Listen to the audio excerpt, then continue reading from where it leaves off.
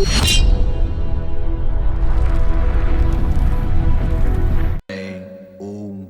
हूं, जन जन को कष्ट पहुंचाने वाले दुष्टों का अस्तित्व मैं अधिक समय तक सहन नहीं करता। जन रक्षा में मैं उनके लिए भीषण प्रहार हूं। मैं ओंकार हूं। उधर कैलाश पर अरुंधति और सप्त ऋषियों को बुलाकर शिव उनसे मैना के मन को उनकी ओर से निर्मल करने का कार्य सौंपते हैं, किंतु मैना का मन तो वे स्वयं ब्राह्मण वेश धारण कर कठोर बना आए थे। पार्वती अपनी मां मैना को स्थिति स्पष्ट करते हुए बताती भी है। ओम नमः शिवाय। ओम नमः शिवाय। ओम नमः शिवाय। नारायण नारायण। परमपिता ब्रह्मा जी और माता सरस्वती को पुत्र नारद का प्रणाम। ओम नमः शिवाय। आओ नारद। नारद तो आ ही गया माता, परंतु ये क्या, इन दिनों आप दोनों ध्यान में ही मग्न रहते हैं। सृष्टि का कार्य थम सा गया है। ऐसा होना संभव है क्या? तुम तो तीनों लोकों में सदा भ्रमण करते रहते हो। क्या कहीं कुछ तुम्हें नवीन नहीं दिखाई दिया? नवीन घटनाएं? नवीन घटनाएं तो नहीं, पर हाँ, दुर्घटनाएं अवश्य जन्म ले रही हैं। नवीन कुछ होते दिखाई नहीं दे रहा। ऐसा क्यों हो रहा है, यही पूछने तो मैं यहाँ आया हूँ माता।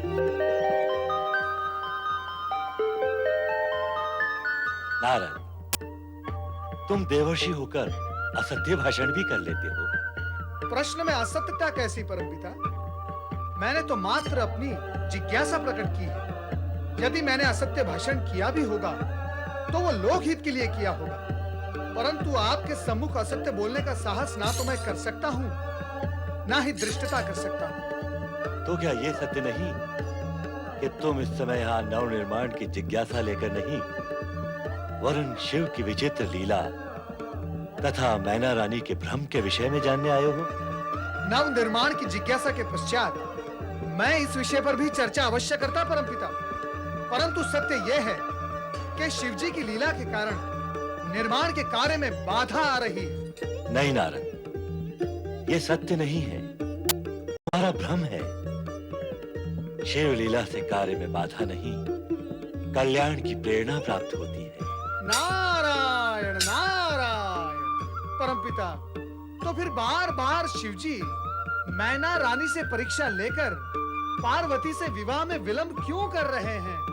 अवसर की प्रतीक्षा को ज्ञानी धीरज और शीघ्रता के लिए की गई व्याकुलता को अज्ञानी विलंब कहते हैं नारद। लौकिक रूप से विलंब हो या शीघ्रता, शिव जो भी करेंगे शुभ के लिए ही करेंगे। परमपिता, पार्वती का अटल निश्चय, मैना रानी का हठ और भोलेनाथ के परीक्षा क्रम के साथ साथ लीला प्रसारण का अंतिम रूप और परिणाम क्या होगा? कहा ना नारद, शिव लीला का परिणाम सदा शुभ ही होता है। शिव का अर्थ ही शुभ होता है। जो शिव भक्त हैं, इस सत्य को भली भांति जानते हैं। शिव लीला में जो कुछ हुआ है, हो रहा है और होगा, वो निश्चित रूप से कल्याणकारी ही होगा। इसी कारण शिव भक्त कभी भोलेनाथ की लीलाओं में शंका प्रकट नहीं करते। धन्य हुआ मैं, धन्य हुआ। परमपिता ब्रह्मा जी और माता सरस्वती के मुख से शिव लीला के विषय में जानकर मैं धन्य हूँ। ओम नमः शिवाय, ओम नमः शिवाय, ओम नमः शिवाय, ओम नमः शिवाय, ओम नमः शिवाय, ओम नमः शिवाय।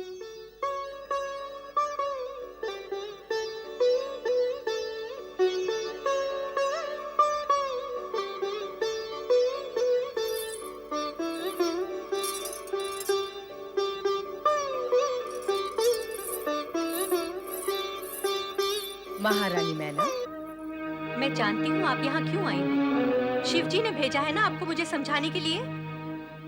पर मेरा समझना संभव नहीं है, क्योंकि जो मुझे स्वीकार नहीं है सो नहीं है बस। मैं अपने निश्चय पर अटल हूँ और रहूंगी। प्रणाम ऋषि। मैना रानी, तुम्हारा निश्चय भी उचित है और अटल भी उत्तम, परंतु अपनी पुत्री के प्रेम में दुर्व्यवहार करना ना तो उचित है ना उत्तम।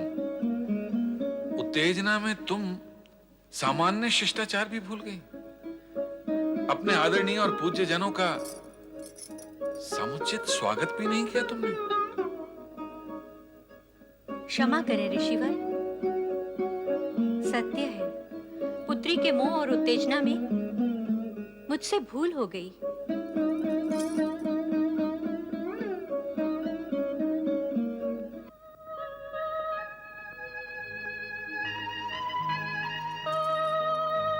भूल तो देवगण से भी होती है। चिंता का विषय वो नहीं, ये है कि कहीं तुम्हारा पुत्र मोह कम न हो जाए। हम उसी की विनती करने आए हैं। अर्थात तुम्हें पुत्री से मोह है। पुत्र का मन शिव पे है, पर तुम्हारा मन शिव को स्वीकार नहीं करता। कैसे करेगा, क्यों करेगा? फिर पुत्री का मन भी शिव को अस्वीकार क्यों करेगा? उसे करना होगा, वो मेरी पुत्री है। क्या वो अपनी माँ की बात नहीं मानेगी? मैंने जन्म दिया है उसे। किसे माने वो? माँ को, जिसने केवल जन्म दिया है, या उस सत्य को जो सृष्टि के आदि से उसके साथ है और अंत तक साथ रहेगा? विधि के विधान में शिव पार्वती का विवाह निश्चित है। बाहरी रूप से जो तुम्हें स्त्री और पुरुष दिखाई दे रहे हैं, मूल रूप में वो शिव और शक्ति हैं। शिव और शक्ति? हाँ, तुम बाहर और ऊपर का रूप ही देखती रहोगी तो सत्य भी बाहर और ऊपर ही रहेगा। हाँ, भीतर झांकोगी तो सत्य भी भीतर आएगा। मैंने कब देखा है बाह्य रूप? शिव के प्रति विरक्ति उनके भाई रूप को देखकर ही हुई है ना।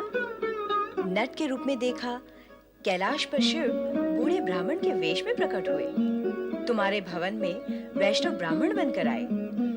क्या आवश्यकता थी ये सब करने की? अति आवश्यक था। भगवान शिव तुम्हें इस सत्य से परिचित कराना चाहते थे कि बाह्य रूप भले ही कितना भी भव्य, सुंदर एवं आकर्षक हो, किंतु भीतर से सब कुछ शून्य हो तो वो हितकारी नहीं होता है। इसके विपरीत, यदि बाह्य रूप भव्य, सुंदर एवं आकर्षक न हो, किंतु भीतर गुण, प्रतिभा, चरित्र इस सब की संपदा हो, तो वो श्रेष्ठ और हितकारी होता है। तुम्हारे माध्यम से ही भगवान शिव संपूर्ण जगत को ये संदेश देना चाहते हैं कि रूप नहीं, गुण और शुभ उद्देश्य स्थायी और कल्याणकारी होता है। ऐसा लग रहा है आप सत्य कह रही हैं। मैं असत्य क्यों कहूंगी? तुम यदि अपनी पुत्री का विवाह सुख संपदा के स्वामी किसी राजकुमार से कर देती हो, किंतु चरित्र और गुण प्रिय तुम्हारी पुत्री उस राजकुमार के चरित्र और गुणों से संतुष्ट न होकर दुखी हो जाती है, तो तुम्हें क्या सुख मिलेगा? अपनी पुत्री के दुख में क्या तुम दुखी नहीं हो जाओगी? विधाता न करे ऐसा हो। तो फिर विधाता के संकेत में छिपे हुए संदेश को पहचानो और उसे मान लो।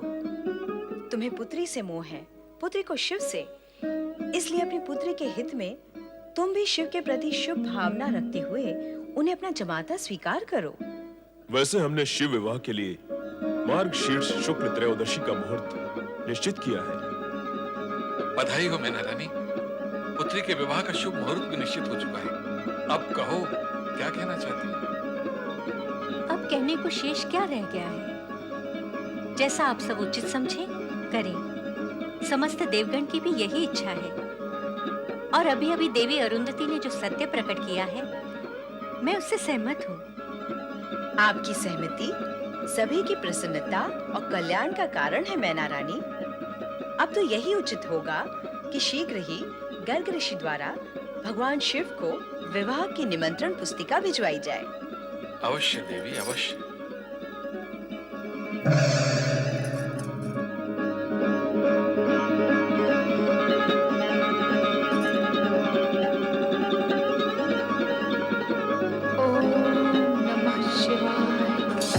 नमः शिवाय।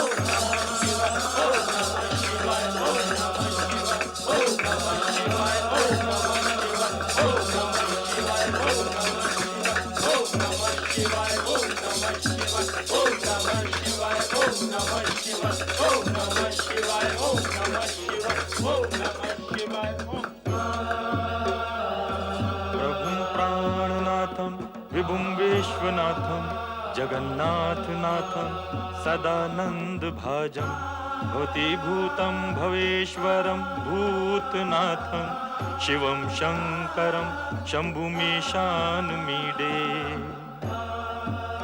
आओ गर्ग ऋषि, कैलाश पर आपका स्वागत है। भोलेनाथ की जय, भोले शंकर की जय। आज की जयकार तो धूमधाम से पूर्ण है। हाँ भोलेनाथ, मैं हिमालय राज का राजपुरोहित हूँ। सप्त ऋषियों के परामर्श स्वीकार कर उन्होंने आपका तथा देवी पार्वती के विवाह का शुभ मुहूर्त निश्चित किया है। कैलाशपति भगवान भोलेनाथ की जय, देवाधिदेव भोले शंकर की जय, पर्वताधिराज हिमालय राज की जय, चराचरपति शिव शंकर की जय। हिमालय राज और मैना रानी की ओर से पूजा और ये निमंत्रण स्वीकार करें। मार्गशीर्ष शुक्ल त्रयोदशी के दिन आप बारात लेकर देवी पार्वती का पाणी ग्रहण करने हेतु हिमालय भवन पधारें। भगवान भोलेनाथ की जय, देवाधिदेव भोलेनाथ की जय, भगवान शिव शंकर की जय, त्रिलोकीनाथ शिव शंकर की जय। नारायण नारायण।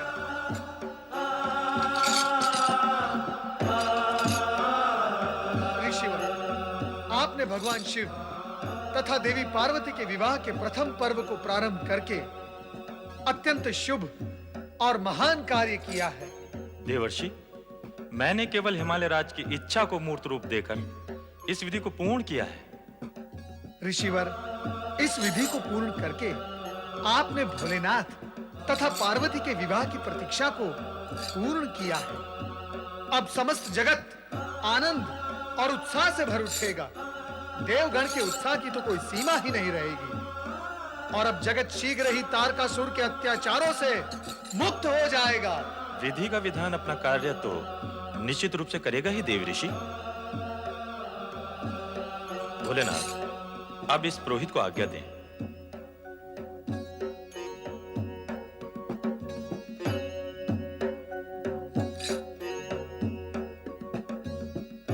हे भोलेनाथ, आज का दिन जगत में अत्यंत शुभ और प्रसन्नता का दिन है। नारद, जब से तुम आए हो शुभ और प्रसन्नता का ही राग आलाप रहे हो। तुम्हारी वाणी और वीणा से तो सुर ही सुर निकलते हैं, पर कर्म क्षेत्र में तुम दूर दूर तक कहीं दिखाई नहीं देते। प्रभु, आपका कहना क्या है? यही कि केवल गाल ही बजाते रहोगे अथवा कुछ कार्य भी करोगे। प्रभु, करना क्या है? आज्ञा करें। आज्ञा करने पर करोगे, स्वयं की इच्छा से नहीं। प्रभु, कार्य का ज्ञान भी तो हो। करना क्या है? अर्थात जब कार्य बताया जाएगा तब करोगे। अभी अभी तुम गर्ग ऋषि से कह रहे थे कि उन्होंने शिव पार्वती विवाह का प्रथम पर्व आरंभ किया। कहा था अथवा नहीं? हाँ हाँ, अवश्य कहा था। तो अब द्वितीय पर्व तुम क्यों नहीं आरंभ करते? समझ गया प्रभु, सब समझ गया। ये चला नारद द्वितीय पर्व आरंभ करने। पर सुनो तो, इस पर्व को आरंभ कैसे करोगे? नारायण नारायण, आपका दूत बनकर परमपिता ब्रह्मा जी, श्री हरि विष्णु, देवराज इंद्र, सभी देवगण, सभी ऋषिगण, इन सभी को आपके विवाह की सूचना देकर उन्हें विवाह में सम्मिलित होने का निवेदन पूर्ण आमंत्रण दूंगा। उन्हें प्रसन्न रखूंगा भोलेनाथ। नारायण नारायण।